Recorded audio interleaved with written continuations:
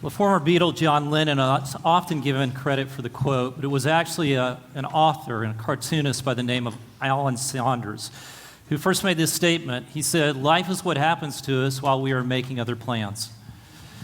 And one really doesn't have to look far to find evidence that kind of affirms that truth. Not too long ago, I was reading a story about a 43-year-old divorced mother of three who's working as a bookkeeper for a local construction company. And she's quick to admit that it's not the life that she dreamed of, nor is it a life that she's content with, but it's her life. And then there's the 55-year-old business executive who's now showing paint samples at Home Depot. It's the life that happened to him while he was making other plans. There are countless numbers of stories just like the two that I just shared. There's the former megachurch pastor who suffered a stroke. Now he's sweeping floors in the late night hours at Trader Joe's. There's the ex-athlete, NFL bound, suffered a career-ending injury. He's now coaching high school football. There's the aspiring musician who actually had her shot on tour. The things just didn't pan out. All these people are living decent lives, and some better than others. But all of them will admit it's not the life they envisioned. Now, most of us can relate to those stories because we have our own version, right? We too have had our fair share of wins and losses, and good years and bad years. And we've had some dreams come true and some dreams that were dashed. It's a life that we're living, but it's not quite the life that we planned for. It's not exactly the life that we dreamed of. What do you do with that? What do you do? How do you find peace? How do you find contentment when your expectations start out here? Remember when you're little, you're young, you had all those dreams in your life, and your expectations are here. But now you're middle-aged or so, and your expectations kind of came in here. What do you do with that? For Conan O'Brien, his dream, what he wanted more than anything else was to be the host of the late night show. And that dream came true. But then 7 months into that dream, the NBC executives decided to take that dream away from him. The very last occasion that he hosted the late night show, he stared into the camera and he signed off with these words. He said, "All I ask is one thing." And I ask this particularly of young people who watch. Please do not be cynical. I hate cynicism. For the record, it's my least favorite quality. It doesn't lead anywhere. Nobody in life gets exactly what they thought they were going to get. But if you work really hard and you're kind, amazing things will happen. Such important and brilliant words. But how does one keep from becoming cynical? How does one stay sane when life that you are living is not the one that you planned for, the one that you dreamed about? Well, there are a few truths that I want to remind you of today. The first truth is this, is that God desires for you to experience an amazing life. He really does. In fact, it's the whole reason that he came in flesh. I want you to listen to the words of Jesus in John chapter 10 and verse 10, familiar words to so many of us. Jesus said, "I have come that they may have life and have it to the full." Familiar words to us, but words that we may question at times. How can those words be true when this life that I'm living is not the one that I planned for? It's not the life that I dreamed of. It feels far more empty than it does full. How can those words be true? And I think what we have to do is really get our head around what Jesus is promising on this particular occasion. What does it mean to have a full life? Well, here's how the world would define a full life. This is what they market. This is what the world wants us to buy into, is that a full life is one that is full of riches and fame and adventure. It's one in which you just have this dream spouse and this dream family and this dream home and a great sex life, and that's a full life. And Satan wants you to buy that definition of a full life. And let me tell you why. Because that is a life that he can wreck. And make no mistake, that is what he's out to do. In fact, Jesus makes this very clear at the beginning of John chapter 10 and verse 10. He says this, "The thief," speaking about the evil one, Satan, "comes only to steal and kill and destroy." Listen, there's nothing wrong for wanting some of those things in life. There's nothing wrong with wanting to go on a great vacation or to have some updates to your home or to sit in that corner office at work. There's nothing wrong with that. But when that's your definition of a full life, you are one disappointment, you are one loss away from deep depression or ugly cynicism setting up camp in your heart. And so what we need is a fuller, more robust definition of full life. And thankfully, Jesus comes along and he gives us one. And if you move over just a few chapters in John, to John chapter 17 and verse 3, you hear Jesus speak these words. Kaya read them for us earlier, but Jesus says this, "Now this is eternal life," or this is full life, "that they know you, the only true God, and Jesus Christ, whom you have sent."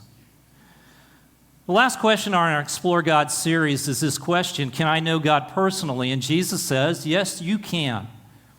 You can have a relationship with God. In fact, it's in that relationship that you experience full, eternal, abundant life. This is the definition of full life. Why is it that God created us?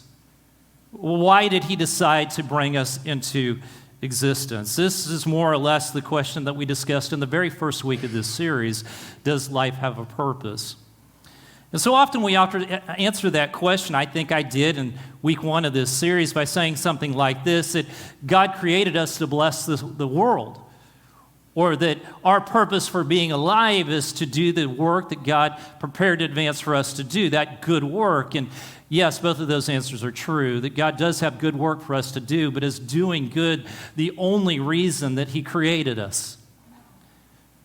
Now, let me ask you to think about this for just a moment. When you and your spouse were trying to decide whether or not to have children, did either one of you say, let's do this? Let's have kids, because we could really use some help in cleaning up the house.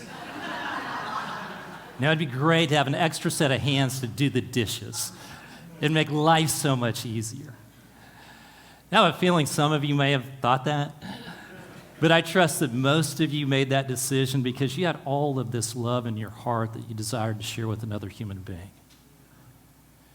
That if you are like me, you couldn't wait for a little mini you running around the house because you wanted that child to know you and to enjoy you and to share life with you. And you in turn hope that they'd want to be known and be enjoyed by you. In so many ways, I believe this is the reason that God made the decision that, you know what, I'm going to breathe life into dirt. And I'm going to bring human beings to be. That yes, he has stuff for us to do, but doing stuff is not the whole reason he created us. He created us to know him and to be known by him, to enjoy him and to be enjoyed by him, to enjoy a relationship with him. And it's relationships that life is really all about, isn't it? You know, I did a lot of fun things and a lot of projects with my family growing up, but I don't really remember all that we did. Here's what I remember most. I just enjoyed my family. I don't remember all the things that I learned, and I don't remember all the papers that I wrote back in college, but here's what I remember about those years. Those were some of the best years of my life because of the people, because of friends, and because of mentors that I shared life with. And here's my point this morning is that life, good, full, abundant life, it's not found in money or fame. It's not found in adventure. It's not even found in attending a worship service or doing all kinds of good deeds or all kinds of religious stuff. It's found in a relationship. It is found in a relationship with the God who created you. And so Jesus comes along and he says, this is life, that they may know you. This is life, that they may know you. But we have a problem. What is the problem? The problem is this. The problem is sin. Now listen, sin doesn't distance you from God's love, but it definitely disrupts the relationship. The prophet Isaiah expresses it this way in Isaiah chapter 59 and verse 2.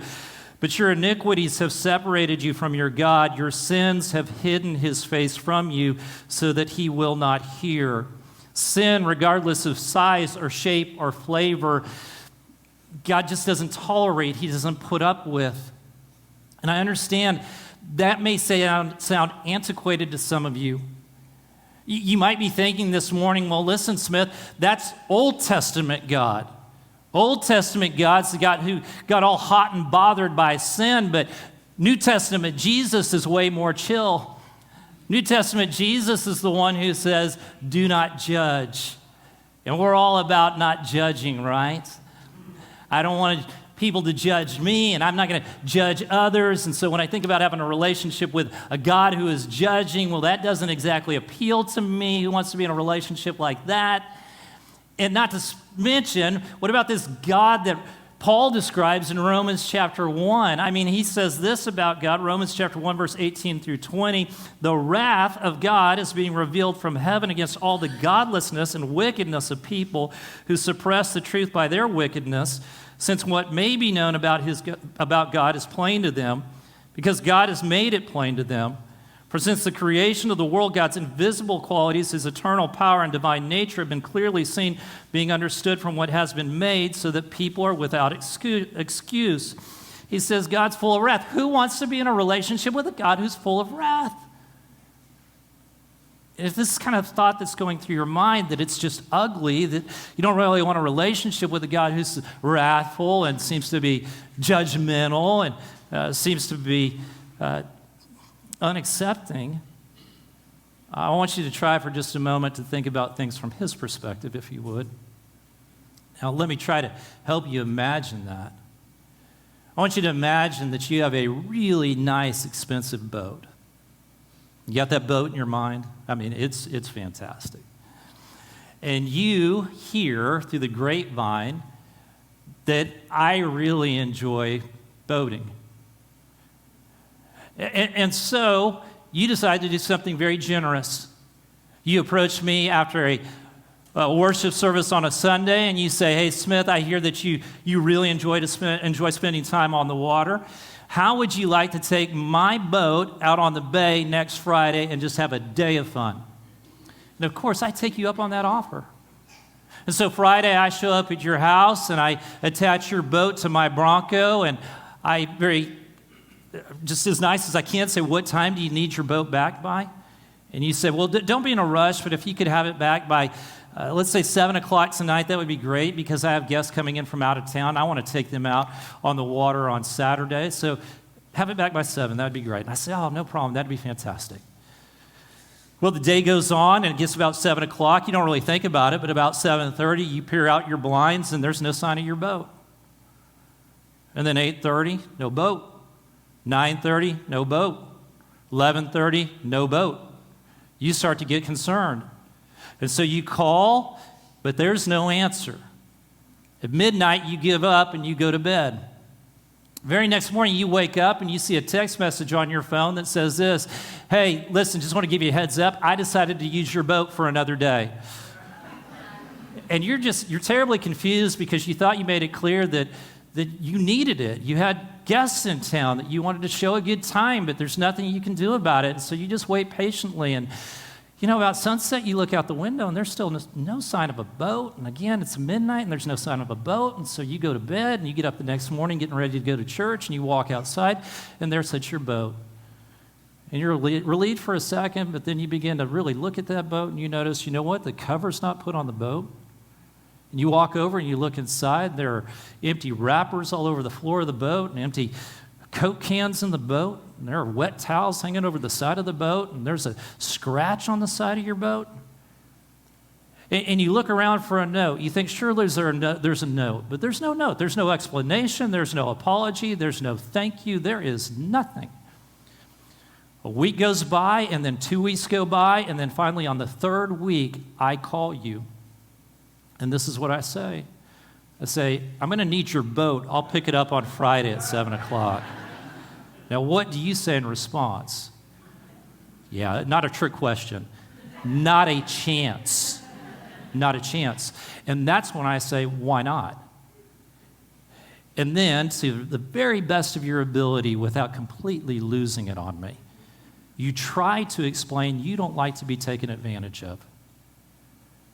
That you explained to me that the boat was trashed, I didn't get it back on time, I didn't show any appreciation, and now I'm demanding instead of asking to use the boat again.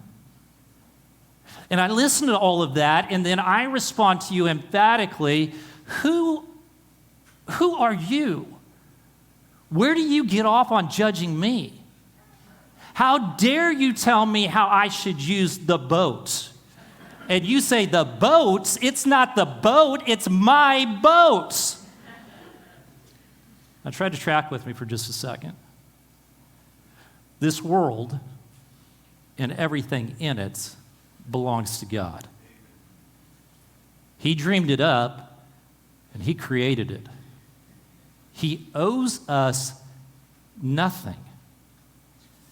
That every breath that I take comes from Him. And yet all too often we settle into this place that says, this is my life. It belongs to me. I'll do with it what I want to do with it. And we get this attitude with God that says, how dare you tell me how to use my life in this world? And there's got to be a part of God, in my opinion, that probably thinks, the world, it's not the world, it's my world. And the only reason this world exists, and the only reason you are here, is because I created it. Now, what do we deserve for being a people who have chosen to live life on our terms rather than obeying the God who created us? Well, Paul tells us exactly what we deserve in Ephesians chapter 2 and verse 3. We were by nature deserving of wrath. Well, let's go back to our illustration. What we deserve is to be kicked off the boat permanently. That's what we deserve. Now, this is hard for a lot of people today, isn't it? It's hard to think that there's this God that you can be excluded from, that you can be separated from for all of eternity. It just doesn't sit well with people today. Maybe it doesn't sit well with you. And so there's a part of us that says there's no way God can be like that. That our God's far too loving to allow people to be separated from Him for the rest of eternity. But what I would argue is this, that the truth is this, is that God loves you way too much to force you to be in a relationship that you don't want to be in. If you don't care enough to be in a close relationship with God right now, He's not going to force you to be in a close relationship for all of eternity. That's who God is. He's that loving. But make no mistake, He desires to be in a relationship with you. It's what He wants most, is to be in a relationship with you. And you might be thinking to yourself, well, that may be true for most people, but it's not true for me because my life, I've made a mess of my life. My life is still a mess. There's no possible way that God would want to be in relationship with me until I get life straightened out and until I learn to do religion really, really well. And that is a lie from the evil one. The truth is this morning, if you desire a relationship with God, it begins by accepting what He has already done for you. It's what we've already celebrated this morning in taking the Lord's Supper. What did God do for us? He took it upon Himself to pay the price for every single misdeed, big and small. Everything. Paul writes in Romans chapter 5, verse 6 through 8, you see, at just the right time, when we were still powerless, Christ died for the ungodly. Very rarely will anyone die for a righteous person, though for a good person someone might possibly dare to die. But God demonstrates his own love for us in this: while we were still sinners, Christ died for us. The love that God displayed by making a way possible for us to come back into relationship with him when we were at our very, very worst. It seems too good to be true. In so many ways, it's too good to be true, but it's just who God is. This God is willing to die so that we might have life. I mean, full, rich, abundant life, so that we might be in a relationship with him. That's how much he cares about us. And this life begins the moment that you accept the gift of Christ. Paul goes on to say in Ephesians 2 and verse 4, after saying we deserve wrath, he goes on to say, but because of his great love for us, God, who is rich in mercy, made us what? He made us alive with Christ, even when we were dead in transgressions. It is by grace you've been saved. This is what life is. It's to know and be known. It's to love and be loved by the creator of the universe, God the Father, through Christ the Son. This is life. So back in May, I was at my youngest son Tate's graduation in Nashville, and a couple days after graduation, we decided to go apartment hunting. He was gracious enough to allow me to do that with him, to try to figure out where he wanted to live next. And so we went to several different places around that he thought might be a fun place to live. And one complex was out in West Nashville, and it was really nice. It was a nice place. And we walk in, and there's a young lady in her mid-20s, just full of life. I mean, full of energy, engaging. She's just so full of passion and hospitable, and she shows us around this apartment complex. And just in the course of conversation, you know, we talk about Tate's graduation, and she tells us that she graduated from Belmont, and that was like in 2019. And so we're just having this great conversation, and I said something about Belmont. It's known for music, and she said, yeah, that's why I went to Belmont. She said I wanted to do music. That was the dream. We get to talk, and she shares that in many ways the dream played out. 2015, her and one of her fellow classmates, they recorded a Taylor Swift mashup on YouTube, and it went viral. The record producers saw it, and they got a hold of her. They signed her to a contract. And so she started traveling. Freshman year of college, she would do her studies during the week, and then she would travel to LA and then to New York on the weekend. So she's doing some singing, and she's doing some modeling. She's doing all this stuff, and she's experiencing it. I mean, she's making great money. She's being well known. Her name's out there. She's got fame. And I got to say, I'm soaking it up, because there's a piece of me that I know I'm not going to be famous, but when I get close to somebody who's had a taste of fame, I'm just kind of like, ooh, tell me more. You know, I'm eating it up. And now she's showing apartments, and so I'm a little bit intrigued by this. And I talk a little bit more, and I say, are you still doing music? Are you missing music? Like, what's going on here? And she says, oh, no, I'm out of that scene. Well, why are you out of that scene? She said, because it wrecked my life. She said, there was so much pressure. I was overwhelmed by anxiety. To deal with the anxiety, I started self-medicating. And self-medicating, my life went off the rails, completely off the rails. She said, I lost my way. But in the midst of losing my way, here's what I found. I found a real relationship with Jesus. And I'm more alive today than I've ever been in my life. Oh. You see, for all the stories out there, like the ones I started with, the divorced mother of 3 who's now a bookkeeper, the business exec who's now showing paint samples, the megachurch pastor who's now sweeping floors at Trader Joe's. The real story in the midst of so many of those stories is it's in the midst of that I found that life isn't in riches or fame or a marriage or a family or a worship service or doing good. It is in authentic relationship with Jesus Christ. You can lose a lot in this world, and many of you have lost those things. But the life that you have in Jesus can never be taken away from you. If that's a life that you want this morning, you've never confessed Jesus Christ as your Lord and Savior, and you've never been united with him through baptism, I want to plead with you to make that decision today. Or maybe you're here and you've been coming to church for a long, long time. You've been a good person for a long, long time. You've done a lot of good things for a long, long time, but you still feel a little bit empty on the inside. May I suggest that perhaps your focus has been on doing and not knowing the God who loves you so much. And I want to encourage you to press into that relationship. And if there's anything we can do as a church family to support that or help you in that, please, please let us know.